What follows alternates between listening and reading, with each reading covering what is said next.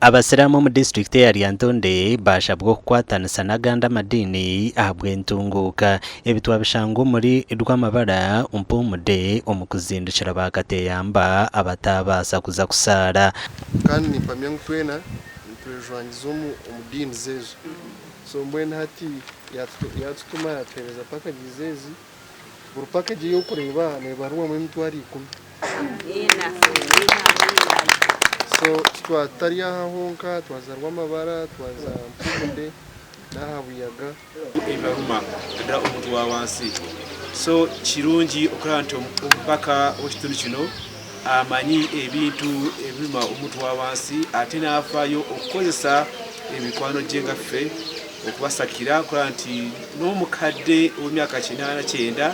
ku lunaku nga luno olwa Idi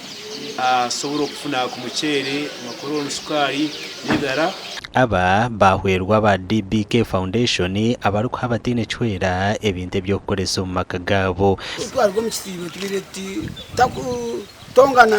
tubireta kulyazamanya tubireta kungamarwa tubireta kurwana nanishabo mu burungi bw'obusiramu bw'ara magwani tugunizemu n'emico yitu itubire twine obusiramu basa kubaho okukwatanisa n'abantu era bagaza musajja Katonda n'okubeera obumu n'okulaba abantu tutambulira wamu nga banakabula nga banalyantonde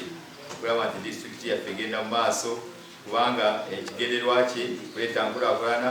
yamba abantu konka ekimbire ntaka kireebire okwe n'okugamba amazima nkarokoka mbwe nimpurira weena nakemererwa kandi n'abasiima Baraka byonna byatukoledde olwaleero batusiibulukuse ku lunaku lwa Idi